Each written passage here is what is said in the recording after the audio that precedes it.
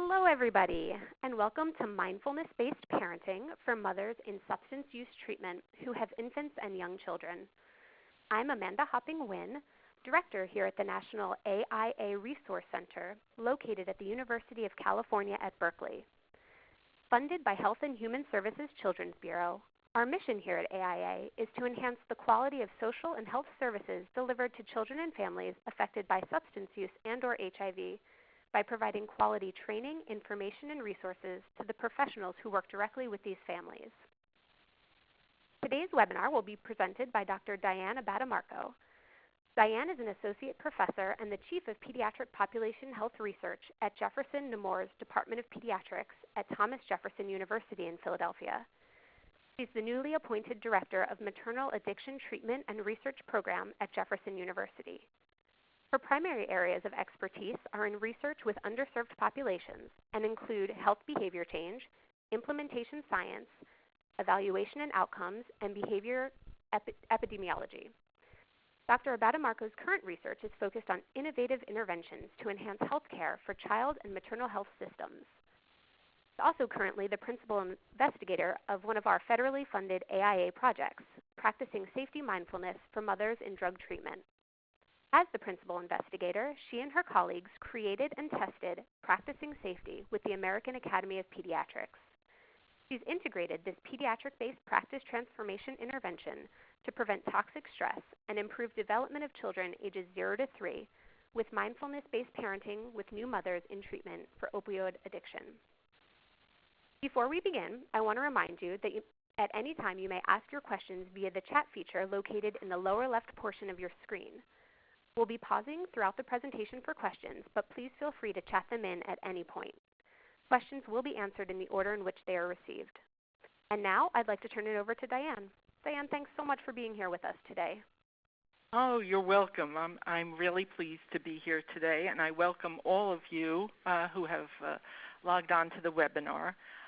Today's webinar has the potential to be a bit more unique than typical webinars. One, I'll be describing the mindful-based parenting intervention. And two, secondly, you will be able to experience several exercises that are common in mindful-based parenting, which is centered in mindful-based stress reduction. So some options for you all might be to consider what would it mean if you chose not to multitask for roughly the next 60 minutes? And are you sitting comfortably, maybe with just a pen and a paper for jotting thoughts that you might be able to let go of to stay present in this presentation? And that is, as I said, very, very optional. I'm going to go through some background with you all to set the stage for why we think mindfulness-based parenting is important and significant.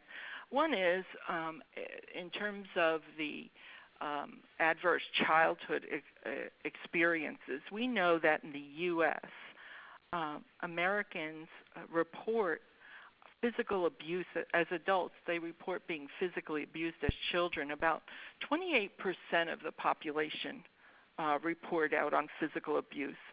21% report some sexual abuse during their childhood and growing up. And what's very important for today's presentation also is that approximately 27% of adults report that there was household substance abuse in their childhood. We look at the pyramid here of ACEs. What we find is that you can see the bottom of the pyramid is where the adverse childhood experiences are, and it leads right up to early death. The second important point about this pyramid is where the scientific gaps are. So the funding for treating ACEs is at the level of after adoption of healthy risk behaviors and after social emotional, and cognitive impairment. So the funding that does go out goes towards the actual disease or is targeted on social problems or disability. So this is the area that we're filling with the funding that we receive from AIA, is to really go down underneath the pyramid for this work.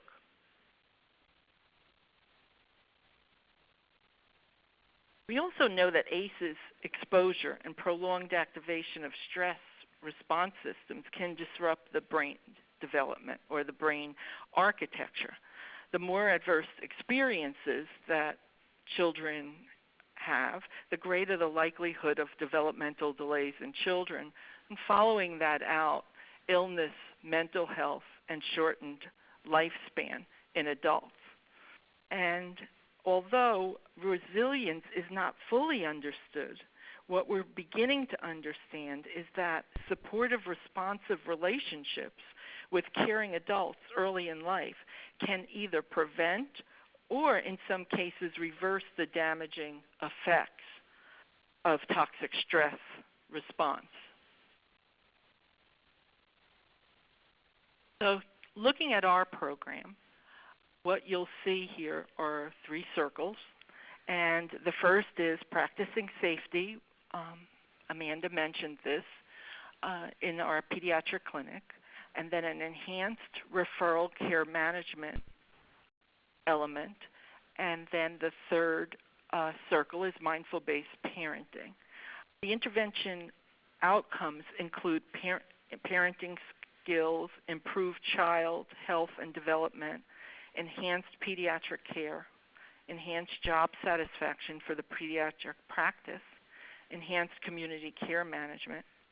A community services component is also part of this project. The full intervention is among women who attend Jefferson Family Center Drug Treatment Program and Jefferson Nemours Pediatrics. And currently about 70% of women in the treatment program take their children to Jefferson Nemours Philadelphia Clinic. The project is expected to encourage more women to bring their children to this clinic because the care is so integrated. So today the presentation will focus on the mindful-based parenting element of the project, as it is, although it's integrated into the overall project, it does stand on its own. There's a lot that shows that there's a need for parent training among our population of interest. Parenting and substance use disorders have been identified as a risk factor for parenting deficits. And we know the research findings suggest a number of both attitudes and behaviors that include ambivalence about having children, harsh and punitive responses through yelling and threatening, and just a basic lack of understanding about child development and basic developmental issues. Also, perception of infant communications are seen by our moms as demanding and inappropriate. So an example of this would be that it's very typical in the first sessions of mindful-based parenting for a mom to say something like, oh, and she might have a 3 or 4 month old baby and she'd say, he pushes my buttons just like his father. Or a mom to say, she pushes me away as if she doesn't want me to hold her. So there's this attribution that is not consistent with the child's development. And so we use attachment theory as a framework for understanding parenting quality in regards to the poor parenting, child abuse. And what we know about attachment is it's a really long-lasting emotional bond that's shown when a child under stress seeks out and tries to stay close to the parent, the mother, or the caretaker. And there are very specific signaling behaviors by the child that a parent should pick up on if they are responsive to the child, such as crying, calling out, reaching out. There are executive behaviors as well, approaching, seeking, or climbing on top of a parent, and very often clinging. And lastly, there are these differential behaviors where the baby smiles in order to get the attention of the parent, calls to the parent, or looks for reassurance, and often will follow that parent around with their eyes before they speak. Behaviors that promote secure infant attachments include touching and caressing, using a soft or loving voice with a child, showing very genuine, individualized interest in what that child is doing, and attending promptly to when the child is in distress or there are distress signals. Preventing discipline problems by attending to the baby's tiredness or identifying that the child is frustrated doing a particular task, and or that the child is showing a need for loving reassurance.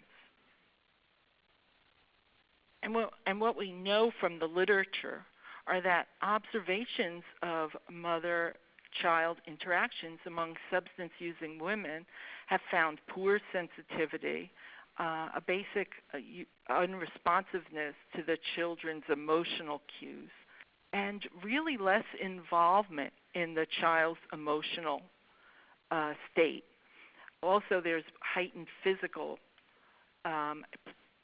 provocation and intrusiveness.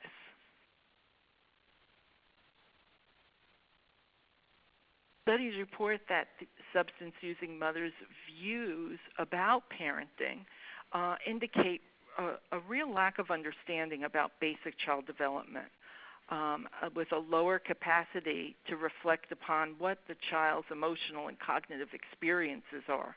And also, as I mentioned earlier, they're shown in the literature that there are ambivalent feelings both about having and keeping their children. In terms of parenting interventions for substance-using mothers, most of the previous interventions are curriculum-based and focus on both cognitive and behavior and are psychoeducationally tailored, with the aim of replacing the maladaptive parenting behaviors with more adaptive ones. And the most effective intervention that has been shown in the literature is the Mothers and Toddlers program, which is a relational approach that emphasizes emotional quality of the relationship between the parent and the child. The issues with this program are that it has a lot of limitations in terms of it requires extensive individual therapy, and it's a 12-week attachment-based program. It is expensive and it is labor-intensive. One of the more exciting alternatives, we believe, is mindful-based parenting. And the aim and the intent of mindfulness-based parenting is to infuse nurturing of the mom and also of herself and of her child, and then teaching attunement with full attention both on herself and her child, and heightening awareness so that she becomes aware of her inner thoughts and her emotions, of her own emotions and those of her child. And a big piece of mindfulness is accepting yourself, accepting your child, and accepting your particular life situation. All of that, we believe, is the foundation for the experience of responding wisely rather than reacting impulsively, which people with substance abuse tend to do. Is they're just more reactive. So it's really working on that aspect, and I'm going to talk more about that in a few moments. today we see mindfulness everywhere. If you watch 60 Minutes 2 Sundays ago, 60 Minutes focused on Anderson Cooper's interview with John Kabat-Zinn from the university, who started the program of mindful-based stress reduction at the University of Massachusetts. And Anderson Cooper took that mindful-based stress reduction workshop weekend with John Kabat-Zinn. That's a rebroadcast from when it was on in December 2014. And we see mindfulness in Better Homes and Gardens and all kinds of magazines everyone is talking about mindfulness to reduce stress reduction. So what is mindfulness then? And what is it? And what does it mean to be present? Well, mindfulness is really just the ability to be present in this moment without judgment and to be aware of what you're thinking, feeling, or perceiving.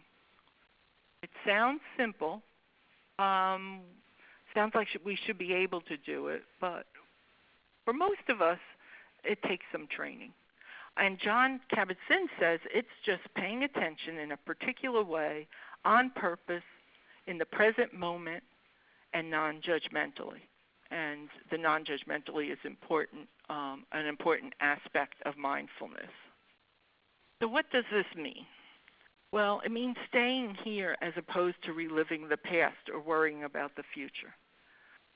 Mindfulness is about acceptance. It's about paying attention to our thoughts, our feelings, our body sensations without judging them, without believing, for instance, that there is a right and a wrong way to think or feel in any given moment. And so when we practice mindfulness, what happens is our thoughts tune into what we're sensing in this present moment rather than either rehashing the past or imagining the future. And most of us stay in the past or the future, and very little time is spent in the present moment. So I'm going to ask you to follow me along in a very, very brief exercise that the moms learn on week 1 of this intervention. So if you're able to right now, in this moment, let's try a 3-minute exercise to see how it feels to experience the present. And I will guide you, and I'll also walk you out of your vacation blissful state if you get there. Okay, so let's just take a moment.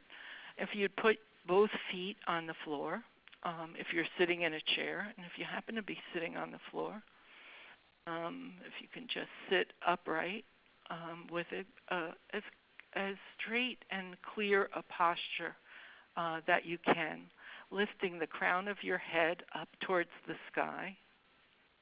And now, just taking a breath in through the nose and out,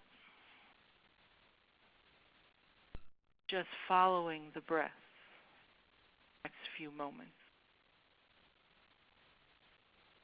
As the breath comes in, where do you feel that breath most? Might be in your nose, might be in your throat, or perhaps your abdomen. Just focusing on the area where you feel the breath.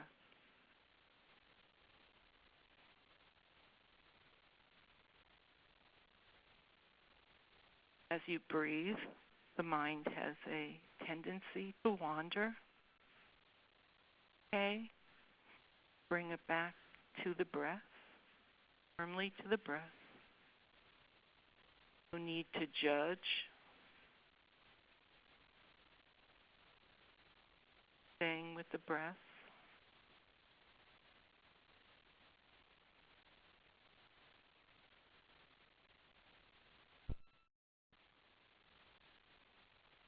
Mind will wander to thoughts. Bring the breath the focus back to the breath.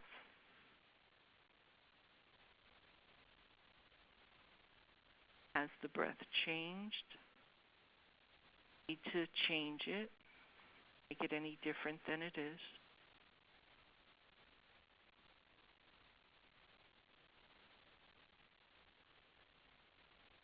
Now, in your own time, back.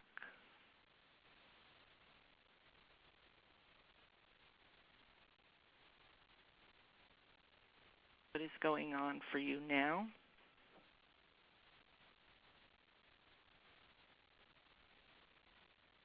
So mindfulness practice allows us to observe the moment by moment present. And I wonder, although I can't hear from all of you, I wonder how you experienced this exercise and what it felt like to you. What we're doing when we're meditating, as we just did, those of you that did this, what you're doing is you're developing a muscle memory to understand that there is a natural place to pause. And this natural place to pause is about reducing reactivity. And so daily practice makes the pause more automatic in everyday life. So that what we're teaching the moms is that, right now it's really hard to sit here and do this. It's really hard to stay focused on the breath. But doing this exercise will build more space. So when there is a moment where you're going to be reactive to your child, or you're having issues with your own sobriety, this pause can be a place to make a different kind of decision than you've made before. And another one that we do, and one that I suggest is really helpful, even if you don't want to or don't think you can meditate, is to have taking 3 gentle breaths. That is, we take breath in through our nose, and we let it out through our mouths, very exaggerated, with a sound, if that feels comfortable to you. And this allows us to feel a spaciousness, and also is a technique to become less reactive. For instance, in driving, and it would reduce road rage at moments of tension. And so one of the suggestions we teach in mindful-based stress reduction and mindful-based parenting is to put some stickers somewhere, maybe on your cell phone or on your computer or somewhere where you'll see stickers, 3 different stickers, and throughout the day when you see the sticker, breathe, take these 3 breaths. I do know people who actually calendar them on their calendar so that they get an alarm sound to tell them to take 3 breaths as a way of just building this spaciousness and reducing tension. All of this has a feed-forward loop of feeling better about yourself when you have observed yourself not reacting. One of our moms explained to us in a graduation that what she experienced from one of the very first classes is she had a lot of road rage. She also had been in trouble for fighting almost her entire young adult life and her teenage years, all the way through coming into our program, that she very often would get angry and do something physical to people when that happened. And she explained she was coming to mindful-based parenting, and it was one of the weeks where you bring your children to the group, and she came into the parking lot and somebody cut her off. This guy cut her off, and she just thought, I'm going to get out, I'm going to tell this dude off, and and she thought she thought she might hit him. It might happen. And she then took a breath, and she looked in the rearview mirror, and she saw her 2 kids in the back seat, one an infant and one 3. And she said she didn't know what happened, but she just pulled into another space. And she was like, she said this was a strange reaction for her, but she pulled in and she wanted to go get her methadone before she went up to mindfulness. And when she got out of her car, the guy was standing there who cut her off. And she was shocked, and he said, "Look, I'm really sorry. I didn't mean it. I'd pull out of the space if you want that space. I apologize." And she put her hand up to him and just said to him, "It's okay, it's okay." And she said, "I had to turn around because I didn't want him to see me crying." She said, that was an experience of the first time someone had apologized to me. And it really changed what John Kabat-Zinn calls an orthogonal shift. It shifted her perception. And so that's one of the kinds of benefits we see from this work. And then how do we then teach women to identify stress and breathing in calm?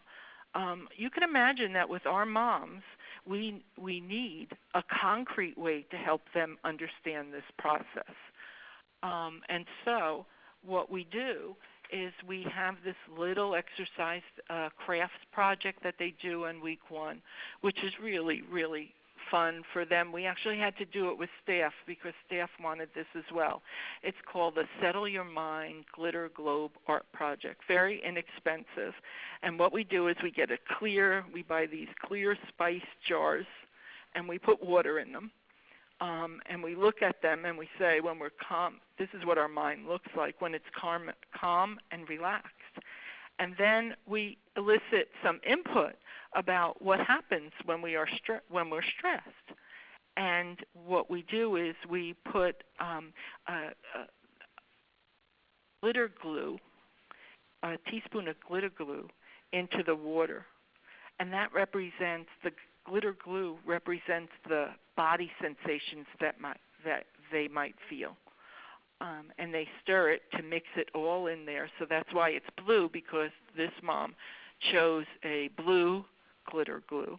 And then we tell them to take 1 teaspoon of a very fine glitter, not a glitter glue, but just a glitter, that would represent their thoughts. So maybe in this one, there's silver. And then we ask them to pick another color of glitter and a spoonful for their emotions. So what we do so if you look at jar number 2, we ask them to put on the lids and to shake the jar. And then ask them, can you see clearly now? Can you see the water clearly? And we explain that stress is a combination of thoughts, emotions, and body sensations. And we use the glitter jar to do the first breathing exercises and say that as we watch the glitter settle in the jar and we breathe with the jar, with the settling of the glitter, it can help settle the mind and we can see clearly. And in the last jar of the 3, you'll see it's now everything has settled to the bottom and we just have this lovely blue shaded water.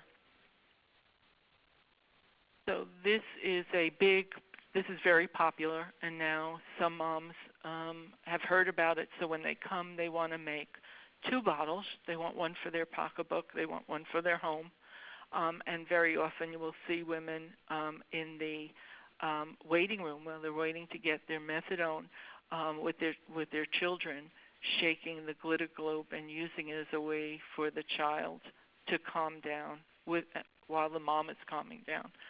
And like I said, staff is crazy about this, so we've had to do it with staff too. I have one as well. When we talk about mindfulness, one of the most important aspects of mindfulness is self-compassion. And we can imagine if you work with our women, you know that how they feel about themselves and how they feel about their children being born with neoabstinence syndrome, neonatal abstinence syndrome, and how guilty they feel about this. We also, how can these women then be responsive to their children or enhance attachment and prevent toxic stress? Well, one of the ways that we believe that they're becoming better parents is by understanding compassion. The women generally, if you meet with them, you'll see they have a lot of sympathy and empathy for one another and for other people in their lives. But they really don't have compassion. And you can't feel compassion without first feeling self-compassion. To understand self-compassion, I guess one example is this slide depicts. When we get hurt or injured, either physically or emotionally, we can really begin to recognize that there are two arrows to that pain. The first is the pain of a hurt feeling or a body pain. And the second arrow is what we say to ourselves when we are hit with the first arrow. So an example that we might use is that if I hit my knee, as the teacher, if I hit my knee on the table, what are you all going to say? Everybody's going to say, "You okay? Oh, sorry that happened." And there'll be some sympathy from around the room. What might I do with that? What will go on in my head? And the example I use is I might say to myself, "You're a klutz. You weren't paying attention," and be critical in some way. So teaching them, if I'm going to hit my knee, I'm going to take a moment and say, "Oh, that hurt," and be compassionate to myself. Therefore, what we call breaking the second arrow. We know that mindfulness, there are about, I think that right now there are over 3,000 articles, research articles on mindfulness. It may be as high as 4,000. It's shown to boost the immune system. It decreases stress. It's great for fighting depression, and some studies have found it's as good as antidepressants. It really changes the brain. There have been a lot of studies on the brain architecture for people who meditate. And you're able to tune out distractions. It increases memory and attention skills. And it does sort of foster this compassion and altruism while boosting the self-compassion, which is important in this work to attach to your child. Other evidence is that it enhances relationships. They use it in schools, specifically high schools, and it has the ability to teach you to increase your attention for test taking. And we're using it with all kinds of populations. So right now, for instance, I'm in the middle of planning for the pediatric staff, a 6-week mindfulness training for pediatric staff who want to take it, volunteer and want to take it, because we know it will help them cope with stress and better with their patients. They've used it in prisons, and there's some great work out of Washington State where it's been used with the prison population and veterans, and also in some work with obesity. So how much time is necessary? And what we say to the moms is we're trying to get them to spend about 5, 10, or as much as 15 minutes every day. In mindful-based stress reduction, John Kabat-Zinn would teach us that it's 45 minutes a day, but that's something you really work up to. And it's a feed-forward loop. If you do 5 or 10 minutes daily, you're going to want to do 15 minutes. And if you do 15, you're going to want to do 20, because you could see an immediate impact of having the ability to pause during your day and not feel overwhelmed. Or as one of my daughters who did mindfulness prior to me doing it says, it makes your cup bigger to do more, to be able to do more and enjoy life. But it's really, whether it's 5 or 10 minutes or 45, it's about doing nothing. It's just sitting comfortably, being aware of your breathing, and watching your thoughts. And the little saying I heard recently, or a little quote from a a teacher in Great Britain who does this with his kids. He says about the thoughts, it's just making a decision not to get on that bus. So watching the thoughts and feeling the feelings as they come in. We don't say let go of feelings because we really know that experience our feelings is always positive and is always healing.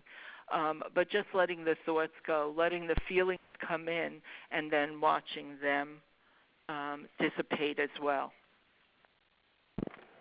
So I'm going to talk a bit about our format so you know what we are doing with the moms. Once Diane, a week. can I stop you for just a moment so that we can Yes. do just a question or two? Is that okay? Oh, that would be great. Before we go into your specific program? Okay. And just a reminder, if you have any questions throughout, please feel free to chat them in, and I will relay them to Diane. Someone wants to know if there are any books that you'd recommend for home visitors and or for personal use on mindfulness. So yeah, there are a number of books, and I, because I am a student of mindful-based stress reduction and have worked with John Kabat-Zinn and Saki Santorelli, I would really recommend any of John's books, and Saki has them as well. John and his wife have a book on parenting. I wish I had that list now, but if you just looked anywhere in a bookstore or Amazon and you looked at John Kabat-Zinn, you would see there are books on parenting that could really be, there's one book on parenting that could really help with home visitation. The other books are Coming to Our Senses. That's probably his most noted book that explains a week-by-week course, but what is going on in the mind of the person and how people's lives are changing. So I would say anything by John or Saki Santorelli would be great. There are wonderful mindfulness books on eating that other people have written, but I would recommend John Kabat-Zinn's books. Thanks. Somebody else says, meditation, any kind, sure is a positive and efficient way to reduce stress, but how do you convince clients and patients to meditate? Do you have any tips to quote-unquote sell meditation to them? Yeah, because for me, it's really easy for me to talk to the women in our program because I've come out of a more, I would say, like working class life where this kind of stress, I understand the stress of their lives, and so saying to them that what if you could have more choices? What if you could let go of a storyline that keeps getting you stuck in the same spot over and over again? These kinds of things, when we say to our women, they're very curious about what the storyline is. And we give them good examples because they bring up the storyline, especially the first 3 weeks. What's going on with them? They're fighting with their partner. They're getting evicted. Their mom is critical. And we work with them to say, what if you gave up that storyline? What's going on underneath that right now? What are the feelings? So those are the ways in which we reach our women. And last one before we move on. When you recommend 5 to 15 minutes of daily practice, is that at one time, or can that be split up 5 minutes here, 5 minutes there? What's the recommendation? Yeah, so there's a couple of things here. Which I didn't talk about. There's both formal and informal practice. So the research shows that the sitting in one seat 10, 15 minutes and at least 5 minutes is powerful in its own right. It has a power because in that sitting time is the way in which you end up with some trips towards insight. Now, the informal practice is very, very important. So if you could, take a shower without everybody who you work with in the shower with you in the morning, or if you could be in the shower and not be driving to work, whenever you can have a moment of being present, washing your hands, doing dishes, folding laundry, all of that is important, and bills. All of that bills. But the sitting is, I believe, that's the place where the insight happens. Perfect. Thank you. You're welcome. Okay, so I'm going to switch back now to talking a bit about the group. We meet for 2 hours for 12 weeks. The ideal group size is between 10 and 13 women. We've had 10 completed cohorts and about 8 to 10 graduates in each cohort more recently. We have mother-child time, where the mothers bring the child in for 3 sessions for 45 minutes, and they either meditate with their children, or if their children are toddlers, they play. They're directed to play mindfully with their children. The group structure for the 12 weeks is there is discussion, because storyline is important to these women. It's important to their sobriety, to their therapeutic environment. So there is some discussion with them and respecting what stories they're living with and honoring that. There are lots of activities, physical activities and mindfulness practices, and we're really encouraging the moms to meditate 5 to 15 minutes daily. And for many of these moms, this is really, really difficult to do at the onset. Those moms, I have one mom from my first class that I love talking to. She's 30. She has 10 children. And she says the last 5 minutes or 10 minutes before she closes her eyes at night, she tries to do her meditation at that time. And it helps her also to fall asleep.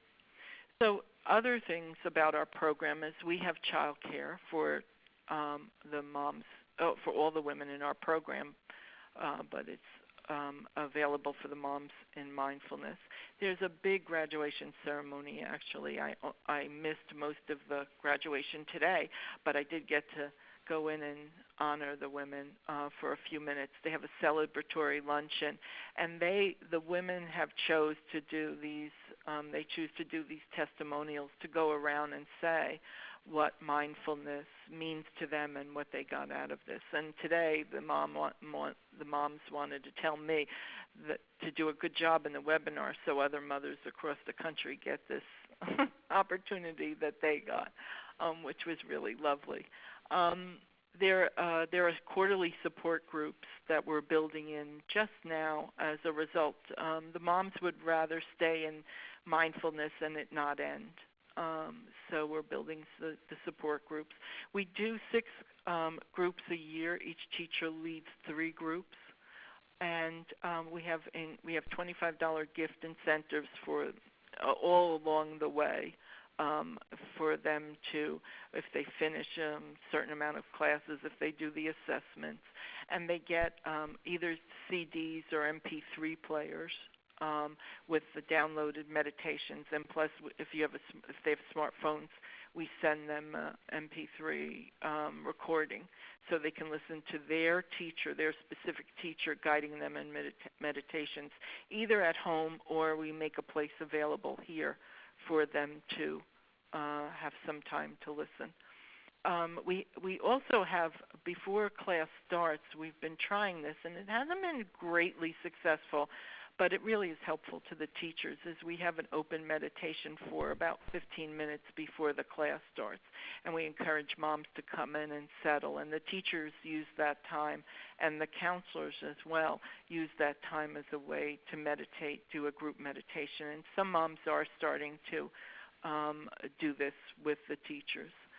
They receive encouraging emails during the week from their specific teacher that is really based on their previous class. So the adaptions to the curricula, there had to be a number of adaptions. You can imagine this was to when John Kabat-Zinn is doing it at UMass. It was more middle class to upper middle class not a very diverse population when it first started. And so we're adjusting today. We're adjusting the curriculum to trauma, as everyone here is trained to be trauma informed. We're adjusting it to short attention spans because that's what our moms struggle with, and to low literacy levels. So we refocus, for instance, the body scan is something that is a mainstay of mindful-based stress reduction. We stay away from the areas of the body that are common targets of assault. We have shortened practices. We really simplify the language and eliminate jargon, repeatedly explain the key terminology. And we simplify home practice, and we stress the role of that informal practice, washing dishes or changing a diaper, as being times that you could be in mindfulness. The other practice adaptations are a shortened awareness of breath. We use other things besides the breath. Some people have a hard time with the breath, so we'll often say, can you focus on your hand or your foot or the glitter jar? And presented with the glitter jar is really a new way of introducing them how to breathe calm, and the glitter jar helps those people who say they have problems focusing on the breath to breathe with the jar. And then typically in MBSR and mindful-based parenting, we meditate with our eyes closed, but we don't here. We encourage women to keep a soft gaze and look downward because they're generally too reactive and insecure about their environment to do this. So the movement, in terms of movement, which is a main component of practice, right? Yoga is a big piece of mindful-based parenting. We try to match the intensity with the participants and help them slow their pace. So if they're very often agitated or have pent-up energy, we really start where they are and then, like I said, slow the pace down. We don't do any pelvic rocking, which sometimes you would do in yoga, we know that it could be a trigger for those who have been sexually abused. And we emphasize, in daily life that the short, informal practices are really important, using the breath to calm reactivity and accepting with kindness oneself, and to look at self-care is a really important message to these women. And then the no matter what practice is 5 quiet minutes for everyone every day. So that's another mainstay of the practice. The other adaptation that we are the only mindful-based parenting program that is doing this is that we have this mother-child dyad, and it's made a really, really big difference, especially with women with very young children. So that they're typically with NAS, there's a lot of continual crying, a cranky child, and we find that after the mother-child activities, moms come back and say things like, "Oh, I changed his diaper and then I just lied next to him and just watched him on the bed. And he did amazing things. I've never seen him do any of these things before." So their ability to focus on the child for what the child is where the child is developmentally, shows up pretty anecdotally, at least at this point. Other adaptations that are important is the curriculum is very flexible. So we're going to cover the same material for every 12-week, but it may move around depending on the group's needs, what we're doing at any given point. And then there are treatment center adaptations as well, right? Because they have to be able to take their methadone, or they might have to visit with WIC. So we work very closely to integrate within the treatment center. And another very different part of our an innovation of our program is that we have a clinician sit in mindfulness, and it's a clinician who would have taken mindful-based stress reduction in the past. We feel it's very important to these moms because we're linking back in, we're integrating with the clinical components of their care, so the clinician could see if there are things going on. Maybe a mom's dose is too high, and this is the first place we've recognized the mom is drowsy, or there are some issues coming up that might be the mom is more troubled by something, and the clinician could talk to her. Can we talk to your counselor about this? And also get some information out to the case manager, the parenting case manager, to assist the mom. So we have this clinical focus. That we do an encouraging email to the mom is another adaptation, and that we do these quarterly support groups to all of our graduates. And if we look just at some data, which I think would be helpful to understand, is we see that primarily the moms that are coming into mindful-based stress reduction are about 31 years old. They have on average 3 kids, and they're primarily non-Hispanic, Caucasian, and they're Catholic. They have about 30% of them either have some college or college graduates, and the others have some high school, split pretty much evenly between some high school and GED or high school graduation.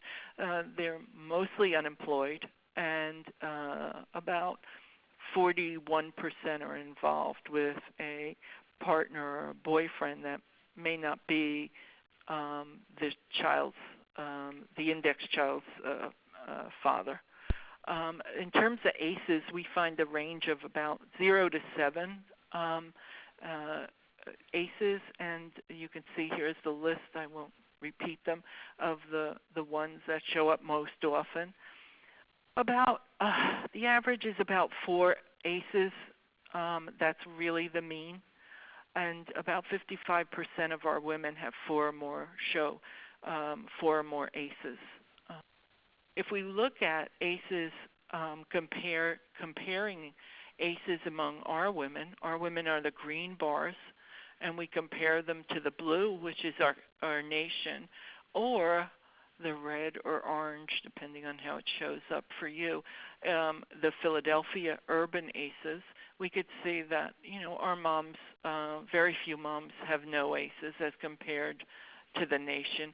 And then when we look at 4 or more, we're kind of off the chart compared to both the city of Philadelphia and nationally. Then if we look at the perceived stress scale, we're finding that where the normative mean is about 16, our mom's pre-baseline is 23. And we are starting to see a trend towards that stress dropping. We can see it's almost 20, and it's 0.06. We need 0.05 to say there was a statistical difference here, but we believe that it keeps moving. So we believe as our population gets larger, that we probably will hit a significance here. As we see this. And what we find, we have a control group of moms who are not going through mindful-based stress reduction, and there's a real difference. There's a statistical difference in those moms. They do not show a change from pre to post, as one would expect. In terms of the parenting stress, it's a little bit more complicated. We see when the moms come in, they're at 72 on the normative, the pre-stress mean is 72, and not much higher than the normative data at 71 for the rest of the population. Excuse me. Post, we see a 74, and we see an increase. And this is not a statistical change, a significant change, but we're watching this, and we think we have a few hypotheses about why this might be. Explain a little bit in this next slide. In terms of the difficult child, we see that the parents increase their perception that their child is difficult, but their child too is aging during this time. Often the best parenting we see are with the newborn infants, and the parenting decreases as the child's development increases. I think I set the foundation for explaining that earlier, and probably most of you have even seen this.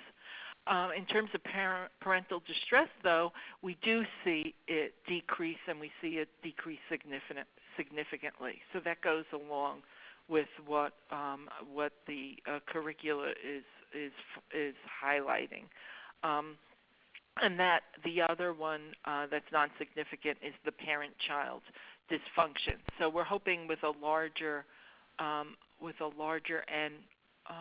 we'll see some of these move, and we're looking at them. But it's really about it's really the real issue is as the child gets older and the parent does not have the developmental knowledge, that's a deficit, and we're talking about some kind of intervention that includes more focus on development. In terms of the Beck Depression Inventory, about 13% of our moms have severe depression, and about 82% have either mild or none. And that's a pre baseline data. Only. And then what we know is that one of the people who works on the project, actually our project manager, is doing her dissertation on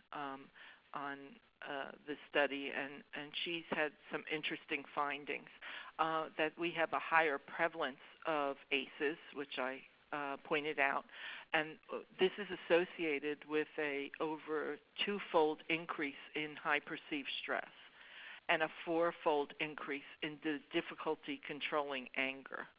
As ACEs increased, the prevalence and risk of illicit drug use increased, and women with high ACEs show that they have poorer mental and physical health than women without high ACEs, so women with low ACEs. Women with high ACEs also are heavier users of just opiates in general compared to those with who have low ACEs or no ACEs. We use the keys to interactive parenting as our measure of parenting quality. KIPS focuses on the quality of parent behavior. Does the parent's behavior meet the child's needs or promote development and learning? It focuses really on that question, and it's a rating scale that's anchored both by behavioral descriptions that allow for cultural difference. It's both subjective and objective, and the physical interaction is looked at as meaning touch, body language, or respect for the child's space and movement, and allows for parents to express high-quality behaviors in a number of ways. The quality of baseline behavior, quality of parenting behavior at baseline is the KIPS score of 2.5. And if we look at this, all of the subscales and the overall score, we note that on baseline, parents reveal low-quality parenting behavior. So they come in generally low quality. And then the study data compared to normative data shows that there's a statistical difference between our women and other women. The qualitative highlights at baseline are that their sensitivity to the baby's cues and toddler cues are just not happening. Moms are more sympathetic to the babies than they are to the toddlers, and that might be why the parenting stress score is reflective of low and no change. more reaction than sensitivity to the child's cues. So they're unaware of the child's particular interest in certain activities, and they don't pick up when the child is frustrated during activity or play. They have limited physical play within the dyad, and moms are more sedentary. They're tired. They're slow. They're disinterested or distracted, and there's a real preoccupation with themselves, more about focusing on their play than their child's play. A lot of feelings of guilt or shame that we see, and inappropriate modeling of emotions. They rarely acknowledge or model or comment on their children's emotions. That's what we see. Baseline, some other highlights are that there's a lack of touch in the toddler dyads. There's limited flexibility, being open to what the child wants to play with and how the child wants to play. And this shows a lack of awareness or respect for the child's preferences. There's a real strong need for education in child development. There's unreasonable expectations. Challenged in knowing what activities and behaviors are even appropriate for the child's developmental stage. And there's it's interesting around limits and consequences. It's very inconsistent among our moms, and they repeat the limit, what the limit is, but it appears like there's no follow-through or consequence, just a lot of frustration in not knowing what to do next. But so that was the pre, and the post. On post, we see a significant change in mean scores from pre to post, and a high, very high statistical significance. And what's interesting is that they move up to, so KIPS is low parenting quality, moderate parenting quality, and high. And when our parents came in, they were low. And at the end of mindfulness, they are scored at the moderate, the high end of moderate. So we're actually seeing some change. What's also interesting and not as easy to explain is there's not a dose relationship. So if a mom went to 3 sessions or a mom went to 12, there's no difference. They're still showing the improvement. One of the things about our program is that we allow women to take the class again, especially if there's room in the class. And we have a number of moms who have taken mindful-based parenting twice. We tell them when they take it twice that we're hoping they become a role model in class and use this time of showing women and discussing with women the payoffs of doing the outside exercises, and do a lot of testimonial in the class. There's a lot of place for that. And Kellyanne is one of, was in our very first class, and she has moved on. She took the class twice, and we were able to get Thomas Jefferson University to scholarship her into a regular mindful-based stress reduction course with physicians and nurses and administrators and some patients. And she actually graduated from MBSR and now will be able to do some teaching. We have another mom going through a scholarship to MBSR as well. But you could see that this mom is really really feels that mindfulness made a difference for her. So all in all, we think we have more studies to do. We have more data that's coming through, and we're starting to analyze.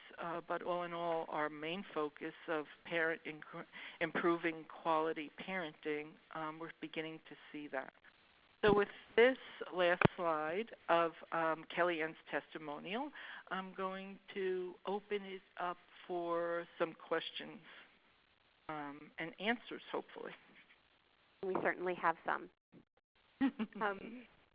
The first one is, what would be the best way to teach mindfulness to somebody with ADHD? Yeah, well, it is. It.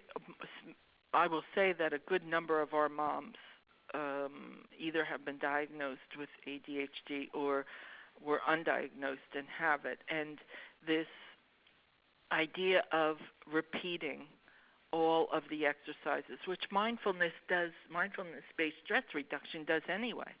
So we do more repetition.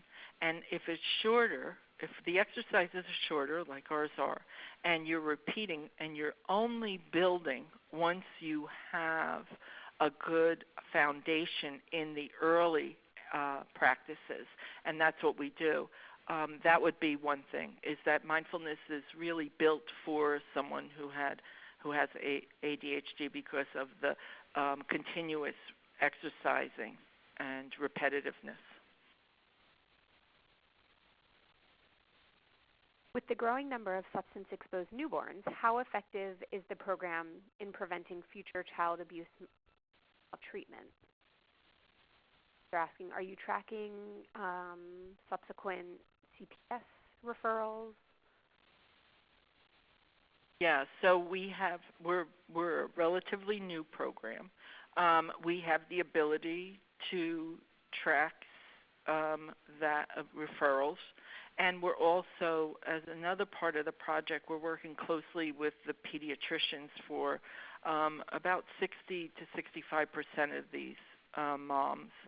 We're working with their pediatricians, and so we believe there will be, if parenting and quality improves, and if parenting, if one's individual stress level decreases, or you can manage your stress, which is really more important than decreasing stress, that we believe we will see a difference. So we will track, that will be an outcome, but we're not at the point yet that we have enough time in the program to track that outcome.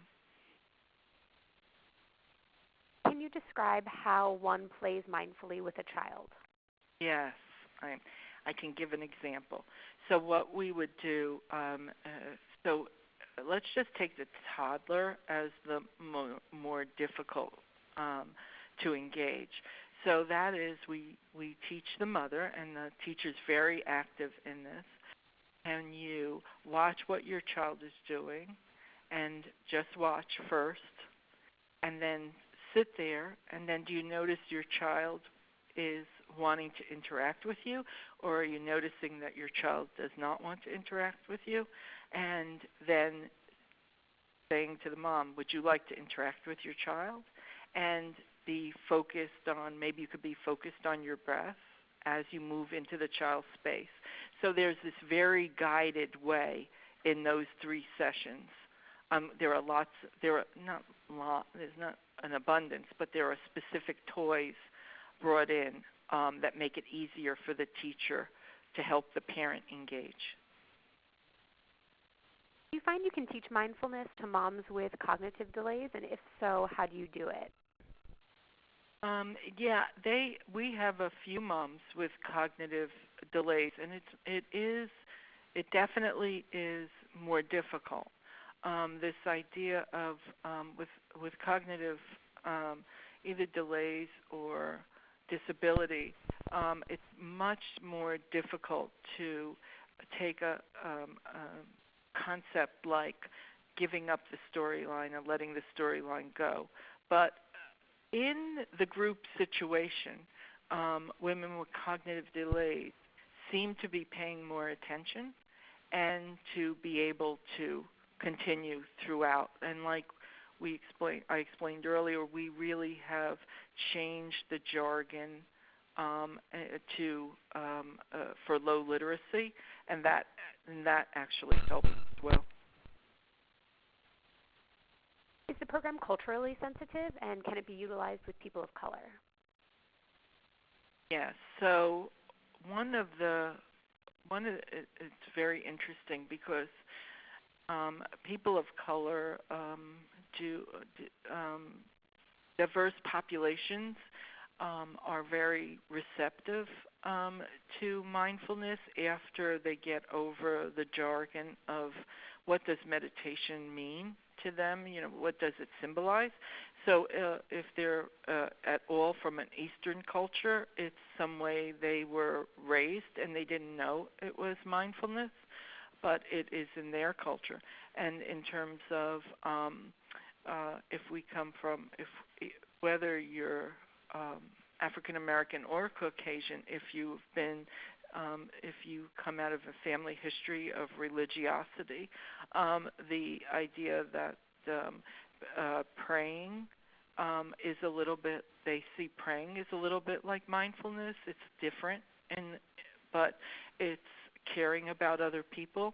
And so I think people relate to it that way. Do group participants need to attend all 12 sessions, or could the intervention be adapted as an open group or rolling admission? For data-related purposes, I would imagine not, but perhaps could it work in terms of getting the content to our clients if we're not conducting research? Yeah, I think it can. I mean, the short answer is yes. I think, I mean, the program we're using, right? Because we're doing a research program. It's federal money. We want to use a validated, tested program, and that's why we're using mindful-based stress reduction as the foundation for mindful-based parenting. But saying that, what we've now decided to do throughout the program is we've offered mindful-based stress reduction training to all of our counselors and our caseworkers.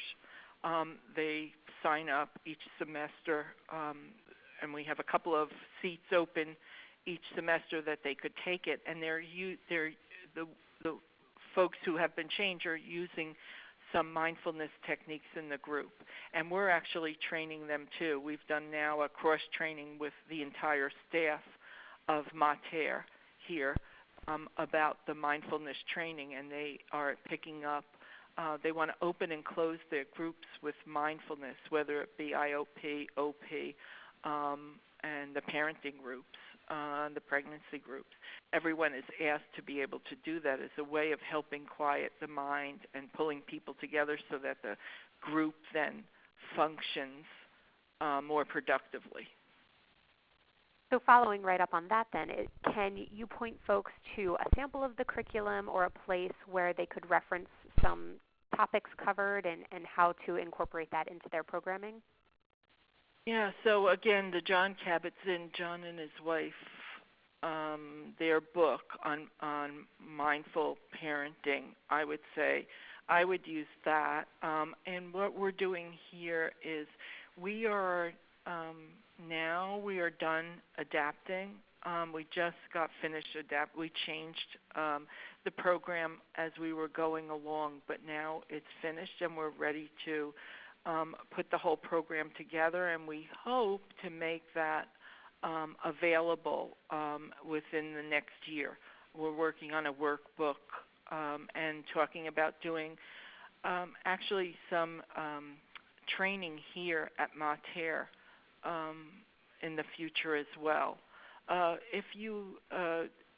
think the simplest way is if you take mindful-based stress reduction course, and it's in over 400 hospitals across the country. You may have a mindfulness-based program in your community. There are also therapists who teach mindful-based stress reduction privately.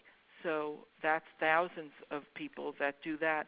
So if you were to take mindful-based stress reduction and you were to use John Kabat-Zinn's and his wife's book, you could really come up with some adaptations for the population. And we'll be coming forth with what we have through AIA and the website, the Berkeley website, in the future too. And you can contact us, and we can try to lead you to more resources. Were you able to incorporate fathers or partners into the program at all? And if not, is there any interest in engaging dads in a program? So in our program, this is a mixed bag, and we think we're coming up with a plan, actually for next year, not to, yeah, the end of 2016, we plan to have a Father's Mindfulness group.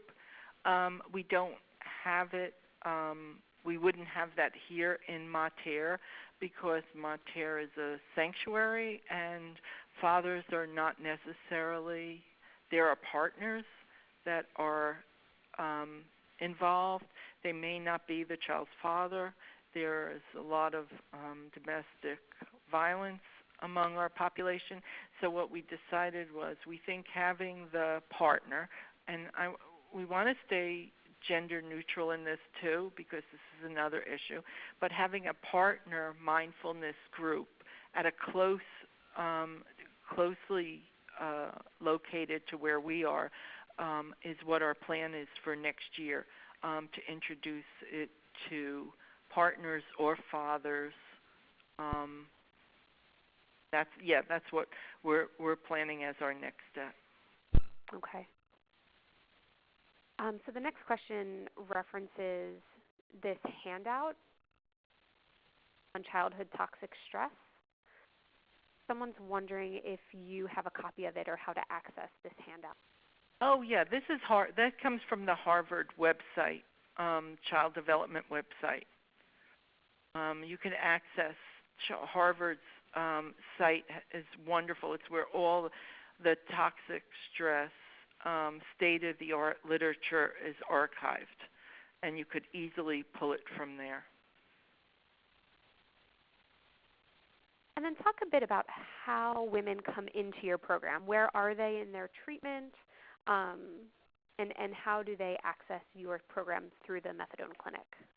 Yeah, so what happens is they could be anywhere in treatment. They could just be entering. If they're in IOP, it makes it more difficult. And just to be clear, IOP is intensive outpatient. Intensive outpatient, yeah, treatment. If they're in intensive we don't really recruit them, but hopefully they're only in intensive short term, and then they could come to the next cohort. But women are, it's open enrollment to anyone who can do it other than while in intensive treatment. And they come in, we actually start talking to them when they're pregnant about the project. They can't come into the cohort until their child is 3 months old. And the reason for that is because our child care limitations are that children must be completely immunized and must be 3 months old in order to come into our child care. So if they have a child that's anywhere from 3 months to just under 4 years, they can come in. And then women, we approach all women. And for those women who aren't interested or who say they can't do it now, we actually ask them to participate as a control. And we keep in contact with them. So going back to the children, can you talk a bit about the logistics of how a group can stay focused when there are 8 or so children in a mindfulness group? In those few sessions when it's the parent-child dyad? Yeah, it's really not. No, go ahead. I'm sorry. I was going to say, what have you found to be successful? Yeah, so it was the toys that made it be successful. When it dawned on us, the teacher said we need toys, and we asked the folks in the hospital that work in the hospital and the pediatric center to donate toys. At first, we've bought a couple ourselves, but we have these toys, and we have areas where the toys. There's this station, this area for toddlers. There's this area for 18-month-olds, and this area for newborns on the floor with blankets with the moms. And then so there are these different stations, and it can be chaotic in the beginning, but by the end of the first session, if you walk by that room, and generally the door is open a bit, you will hear pretty harmonious noises coming from the room. The teachers, both the teachers in our program, and then we have generally two students of MBSR participating as well. are very, they're really great with working with the dyad, and they're really great about not judging the chaos when it first begins and staying away from that and doing mindfulness themselves throughout and just repeating and building in the, are we present with our children right now? Do we need to focus on our breath? And use the regular mindfulness exercises during the whole 45-minute period. Somebody mentioned that mindfulness is also built into the Growing Great Kids curriculum. Are you familiar with that curriculum at all? No, I'm not. But I'm writing it down. Growing Great Kids. And then somebody else was curious. You'd mentioned Jon Kabat-Zinn quite a bit, but there was another author you referenced, a woman. What was her name? No, it was a guy, Saki, S-A-K-I, Saki Santorelli, Santorelli, and he took John's place as the director of the UMass Center for Mindfulness. That's the chief place in the country where mindfulness is taught. It's also taught.